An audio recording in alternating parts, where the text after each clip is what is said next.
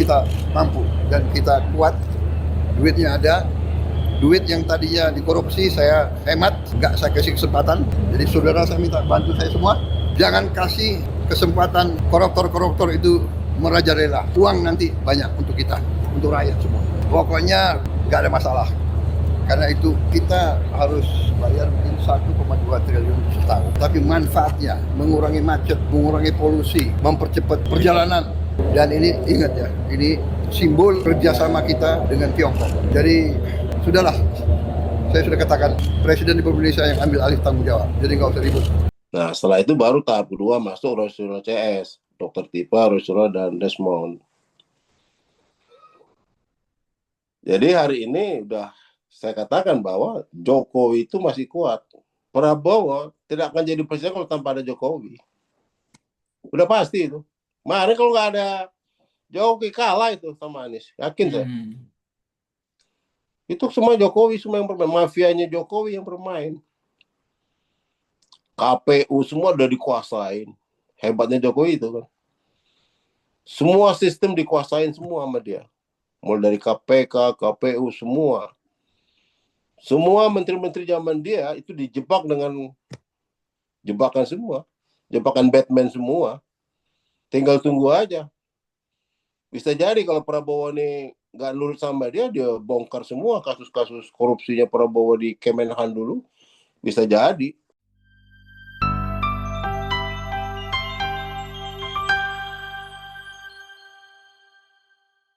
Bismillahirrahmanirrahim. Assalamualaikum warahmatullahi wabarakatuh. Waalaikumsalam warahmatullahi Waalaikumsalam wabarakatuh. warahmatullahi wabarakatuh. Alladzi arsala rasulahu bil huda wa dinil haq liyutirahu 'ala dini kullihi wa kafa billahi syahida. Asyhadu an la ilaha illallah wa asyhadu anna Muhammadar Rasulullah la nabiyya ba'da.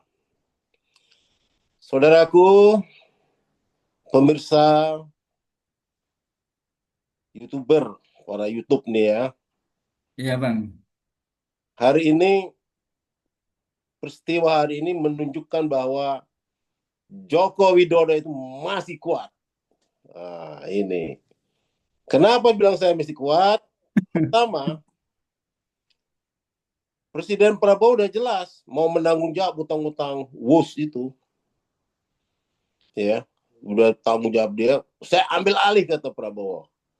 Utang-utang WUS ini. Ada uangnya, padahal uangnya nggak ada kan. Dibilangnya ada gitu. Itu menandakan. Poin kedua, hari ini dalam sejarah itu peristiwa pencemaran nama baik hanya pasal 33 sebelah pencemaran nama baik Undang-Undang IT yang melaporkan langsung Kapolda. Gak main-main, langsung Kapolda yang bicara menetapkan orang tersangka. Biasanya diskrimum aja ini. Iya, Bang. Kapolda, Bang. Kapolda langsung bintang 2. Asep. Waduh. Artinya apa nih? Ini nggak main-main. Kalau Kapolda yang bicara, berarti ini ada perintah Kapolri. Itu biasa seperti itu. Dari awal saya sudah bilang bahwa nggak main-main dengan Jokowi ini masih kuat. Sebenarnya dari awal Jokowi udah mau mencabut perkara ini. Sudah mau dia cabut. Tapi ya, karena ada permainan politik makin jadi ya, apalagi ketika Roysuryo berangkat ke Australia, itu makin menjadi-jadi kan marahnya Jokowi kan. Kenapa? Karena itu menyangkut eksistensi anaknya, Gibran, selaku calon wapres. Itu udah bahaya itu. Pembuktian Roysuryo di Australia itu bisa menggagalkan, bisa merontokkan Gibran sebagai wapres. Nah, pulang dari Australia itu momen sudah nggak ada sabaran lagi. Ditetapkanlah itu sebagai tersangka Roysuryo CS ini. Walaupun tahap awal dibagi dua tahap ya. Rombongan Egy Sujana dan rombongan Roy Suryo. Sebenarnya pelaku awal ini kan Egy Sujana. Dari awal memang Egy Sujana dan kawan-kawan. Di situ ada Kurnia, ada DHL, Bang. DHL, ada Fadila, Ada Bang Rustam. Pak Rustam. Nah, ini awal-awal mereka yang dari awal sampai mereka ini kan sudah bergerak sampai ke Solo. Sudah mencatat bis ke Solo, demo di Solo sana. Nah, setelah itu baru tahap kedua masuk Rosuro CS, Dr. Tipa, Rosuro, dan Desmond.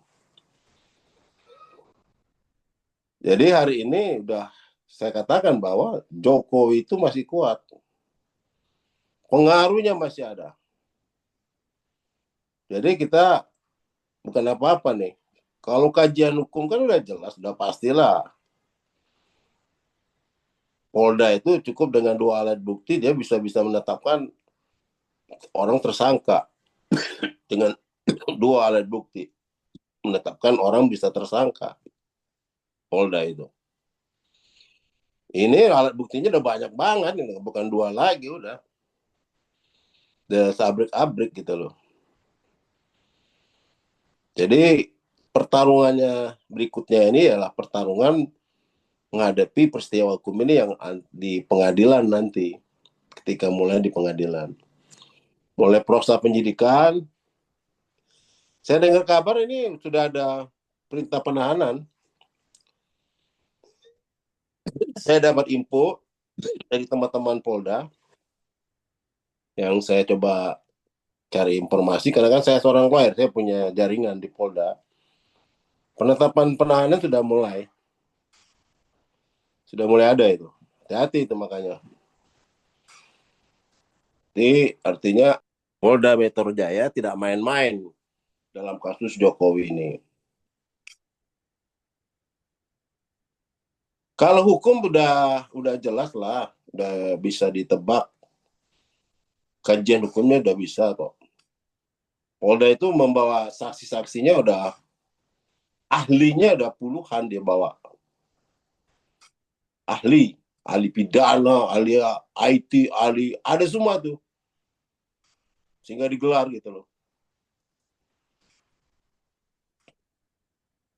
Jadi apa yang disampaikan Gapur tadi udah benar lah, secara proses hukum ya ada kekeliruannya. Tidak bisa tidak gitu loh. Karena sampai detik ini ijazah aslinya Jokowi itu tidak pernah diperlihatkan. Termasuk yang di Mabes, nggak ada tuh yang di Mabes, tidak pernah diperlihatkan, selalu disembunyikan. Nah, artinya itu, kalau menurut Susnodo Aji, mantan Kabar Eskrim, ini nggak bisa. Harus ada dibuktikan secara peradilan tata usaha negara dulu yang menyatakan ijazah itu asli atau tidak. Itu kalau menurut pandangan Susnodo Aji tempo hari. Waktu saya diwawancarai sama TV One bersama beliau, seperti itu. Jadi Bang, penetapan tersangka ini menurut saya politis. Sangat Bang, kalau begitu Bang, yang Abang ceritanya ini, wah, mengkhawatirkan sekali Bang negara kita Bang. Berarti ini masih ya, ada cengkraman dan ada tekanan dari Pak Jokowi ini Bang ya. Oh iya, Bagaimana? saya kan udah katakan, hari ini Jokowi telah membuktikan siapa diri dia sebenarnya. Hmm, Hari ini dia buktikan. Ketika Prabowo menyatakan mengambil alih tanggung jawab kereta cepat Jakarta-Bandung itu, ya kan? Artinya apa? Itu tidak main-main loh. Kepala negara yang bicara itu. iya Bang. Artinya tidak main-main. Jokowi ada tangannya juga, kaki tangannya juga, ada big bossnya juga, menekan Prabowo. Lo kok jangan main-main lo masalah bos, kata kata Xi Jinping. Jangan main-main lo. Emang lu siapa? Gua ini negara super power. Jangan lu anggap remeh. Nah, Jokowi itu jago, Pak. Dia tidak ngomong langsung, dia pakai tangan orang lain yang ngomong. Karena Purbaya udah nggak bisa apa-apa Purbaya. Kalau udah diambil alih, itu udah yang bicara itu udah bukan apalagi G to G itu yang bicara itu antar negara sama negara. Itu hebatnya Jokowi, dia pakai itu tangan. Nah, itu sebenarnya peristiwa Polda Metro Jaya ini nggak bisa naik, nggak bisa naik. Tapi karena dia menunjukkan bahwa Jokowi itu masih kuat hari ini, nah dia buktikan benar. Ini tidak main-main. Hari ini dia buktikan, dibikin tersangka itu. Untung aja Abraham Samad nggak masuk tuh. Dia gawat itu. Tapi dia takut juga, karena kalau Abraham Samad masuk bahaya banget. Karena Abraham Samad kan di belakangnya nggak main-main, banyak pendukungnya beliau. Mereka kalkulasi politiknya tahu semua itu. Kalau Rosiro CS ini kan dihitungnya, sudah dihitung sama Jokowi siapa di belakang Rosiro CS ini. Resmond ini siapa, Dokter Tifa itu siapa, udah dikalkulasi politik. Oh ini aja lah yang tersangka, Egy Sujana, Kurnia, itu sudah dikalkulasi politik semua sama mereka. Nggak ada apa-apanya ini orang katanya. Makanya ditetapkanlah tersangka.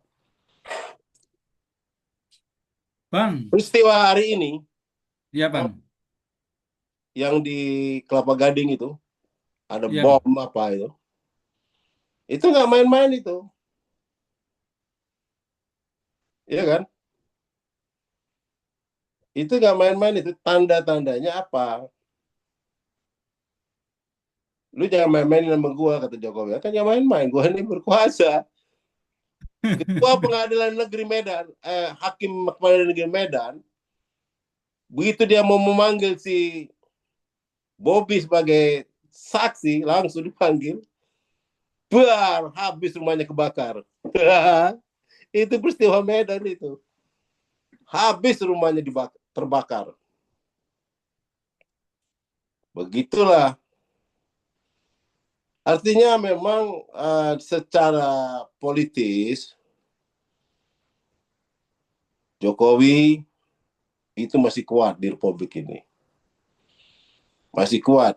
Dan semua persoalan hukum itu udah dibantahkan Muhammadiyah. Karena mereka adalah orang gak peduli dengan hukum. Atau apa hukum dulu? Gak ada hukum itu. Panglima Bang, itu ada politik, bukan hukum. Walaupun di ayat 3 Undang-Undang 45 ya, pasal 3 ayat 3 itu udah jelas. Indonesia adalah negara hukum. Tapi itu teori doang. Tapi tetap politik nomor 1. Jadi negara hukum itu hanya sekedar slogan saja.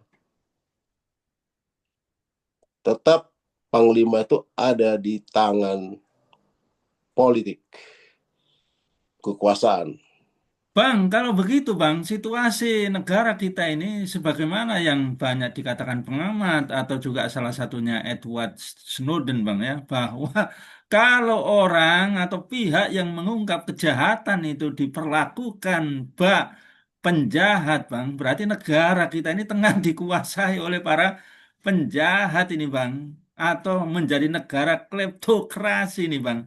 Nah, apakah yang diharapkan oleh netizen atau publik, Bang, kalau situasinya ini benar seperti yang dikatakan Abang, dan publik itu juga merasakan seperti itu, Bang, sejak Pak Prabowo ini pasang badan untuk kereta Wus, Bang. Nah, apa Bang sekarang ini yang harus terus-menerus dilakukan dan dikobarkan Bang? Khususnya ini oleh ya kuasa hukum dari Bang Roy Suryo dan kawan-kawan dan termasuk para wartawan-wartawan YouTuber berjuang dan termasuk publik Bang. Silakan Bang. Jadi gini, karena persoalan ini sudah masuk ke ranah hukum dan sudah ada tersangkanya, masalah Jokowi ini sudah ditetapkan tersangkanya hari ini. Artinya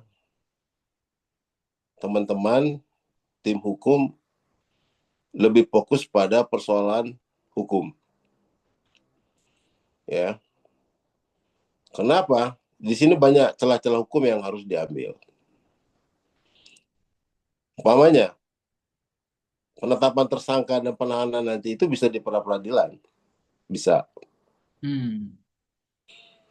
Harus mengajukan peradilan kalau menurut aku ya. Karena itu penetapannya masih tidak valid ya kalau secara hukum itu apa ya,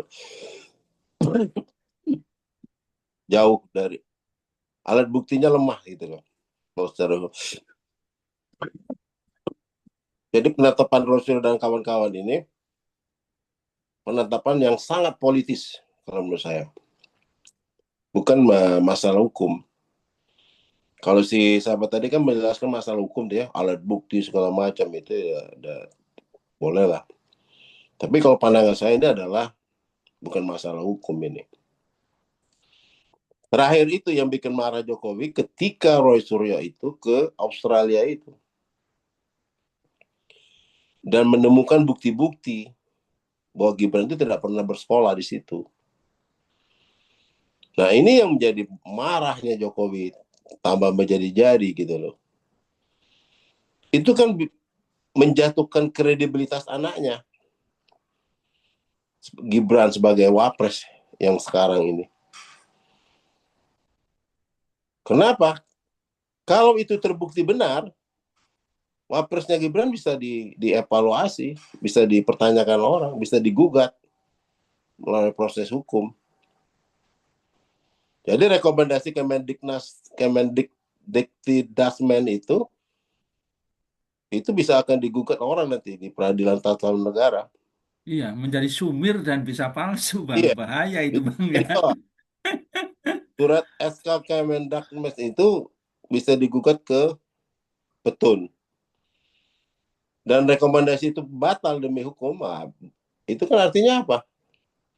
Posisi Gibran sebagai wapres kan bisa batal juga itu. Kalau itu bisa dibatalkan secara hukum. Atau digugat lagi ke Mahkamah Konstitusi. Ya, karena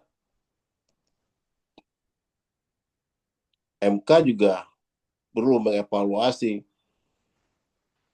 Dan juga itu bisa digugat lagi tuh peraturan KPU yang peraturan KPU nomor 19 ya tahun 2023 itu. Terutama ayat 3-nya apabila pasal 19 ayat 3 kalau salah itu apabila pasal 23 ayat 3 apabila kalau dia tidak mempunyai ijazah asli tapi mempunyai ijazah sarjana, maka dia boleh mengajukan calon sebagai ini memenuhi persyaratan gitu. Nah, bertentangan dengan ayat satunya. Sementara ayat satunya itu kan jelas bahwa ayat satunya itu menjelaskan syarat untuk jadi calon presiden dan wakil presiden itu harus minimal berijazah SMA. Jadi ada dua peraturan KPU yang bertentangan, saling bertentangan gitu. Coba dilihat nanti pasal 19 Undang-Undang Peraturan KPU nomor 19 ayat 23, ayat 3, ayat 1 dan ayat 3-nya. Jadi pasal 1 itu udah dikupas itu. Di sosmed banyak sekali dan Rasulullah sudah mengupas masalah itu. Iya, Bang. Nah, ini yang jadi masalah. Itu nanti peraturan KPU itu juga bisa digugat melalui Mahkamah Agung. Karena itu melanggar. Peraturan KPU itu bertentangan dengan undang-undang dan Undang-Undang 45. Kalau ada teman-teman yang mau menggugat, itu bisa peraturan KPU itu dibawa ke Mahkamah Agung. Karena dia di bawah undang-undang, kewenangannya ada pada Mahkamah Agung. Gitu. Jadi, kalau menurut saya, datangnya Rasulullah itulah ke Australia itu makin membuat Jokowi makin marah. Akhirnya dia terpaksa dilihat siapa dia sebenarnya. Jokowi itu masih berkuasa ternyata di Republik ini. Masih Ya, berkuasa dan bisa mengatur. Sampai saat ini permintaan masyarakat di sosmed segala macam untuk ganti Kapolri, sampai sekarang nggak berani tuh ganti. Prabowo ganti Kapolri. Bang, satu lagi nih Bang ya. Di tengah Pak Prabowo ini betul-betul mendapat sorotan yang sangat kuat, tidak mengganti Kapolri, tidak mengganti Panglima itu Bang ya. Dan termasuk tidak memberikan pernyataan yang tegas ya terhadap beberapa ya laporan dugaan korupsi ya terhadap Pak Jokowi dan keluarganya. Nah, di tengah sorotan itu, Bang, nah, apakah Pak Prabowo tidak mempertimbangkan, Bang, ketika dia pasang badan untuk WUS dan secara tidak langsung ketika proses mentersangkakan 8 orang ini termasuk ya walaupun Kapolri berarti Pak Prabowo tentu juga mengizinkan atau paling tidak itu tidak melarang, begitu Bang. Nah, padahal sudah terjadi kasus-kasus sebelumnya, Bang, ya, seperti apa namanya, seperti kasus apa namanya, kasus IKN, ya, seperti itu. Demikian juga kasus PIK 2, demikian juga kasus siapa itu, Bang, yang ditahan kemudian keluar, ya. Nah, banyak sekali kejanggalan gitu Bang ya.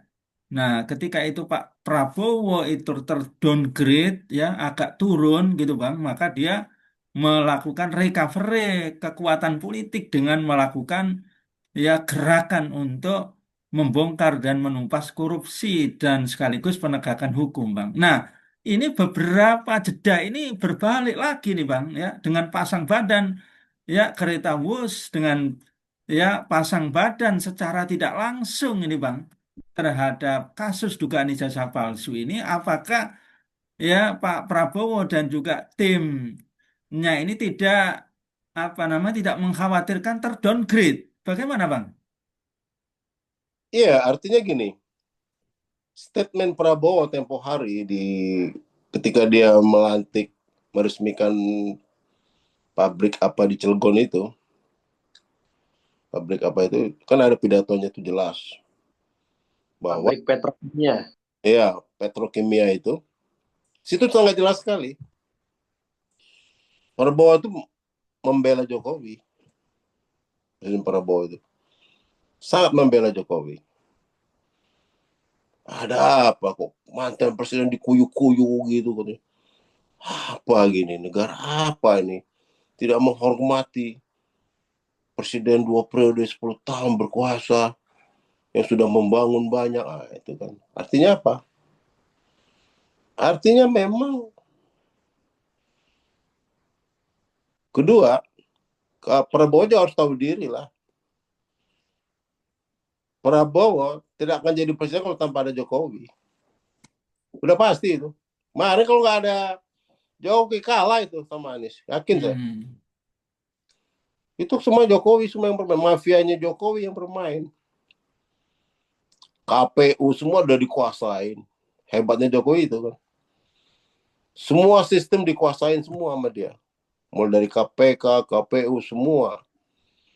Semua menteri-menteri zaman dia itu dijebak dengan jebakan semua. Jebakan Batman semua. Tinggal tunggu aja Bisa jadi kalau Prabowo ini nggak nurut sama dia bongkar semua kasus-kasus korupsinya Prabowo di Kemenhan dulu. Bisa jadi. Kan bahaya juga tuh. Jadi nggak main-main. Hebat. Jokowi ini memang hebat. Dari sisi ini. Jadi Pak Jokowi itu tidak masih berkuasa dia hari ini. Iya. Seorang Betul. Prabowo aja takut masih. Takut Pak. Sampai detik ini tidak akan berani mengganti Kapolri. Yang kita harapkan kemarin, Dia sudah Bang. membentuk reformasi Polri. Ditolak sama Kapolri. Berani Kapolri nolak. Coba. Hmm. Akhirnya dibentuk baru lagi kan. Baru dilantik lagi. Akhirnya terlibat semua mantan-mantan Kapolri itu. Coba. Apa yang mau direformasi di Kepolisian Republik Indonesia? Itu. Pelaku-pelakunya terlibat semua di dalam itu. Jadi kita ini, sekarang ini, kalkulasi politiknya itu yang banyak ini. Orang menyangka Jokowi itu sudah tidak ada kekuatan apa-apa lagi. Nah, dihantam habis-habisan. Nah, ini masih kuat ternyata. Jokowi itu Pak, semua orang pendukung dia dikasih rezeki semua sama dia. Itu hebat. Iya, iya, Bang. Lah termunter Masa. dapat duit kok. Semua dikasih rezeki semua sama dia. Dari Sabang sampai Merauke dikasih rezeki sama Jokowi. Yang tidak mendukung yang nggak dapat rezeki dari Jokowi. Itu. Dia bikin jebakan-jebakan Batman semua. Jebakan Batman itu banyak, Pak. Memang bisa ini. Mantan-mantan menteri itu yang teriak-teriak tentang dia. Oh, sebentar aja besok. Ada menteri yang hantam dia langsung dijebakin juga. Dibongkar korupsinya sama Jokowi. Prabowo juga tersandra juga sama Jokowi. Jangan kau bilang nggak tersandra. Dia jebak nanti. Itu belum dibongkar aja sama Jokowi. Kalau dia nggak setuju nangkap Royce CS, disikat juga Prabowo-nya. Ini kan udah dapat persetujuan presiden, Pak. Penetapan tersangka Royce ini sudah ada persetujuan petinggi negeri ini, nggak main-main. Ini gerakan Royce ini berbahaya banget buat keluarga Jokowi. Itu masalahnya. Bukan Jokowi aja.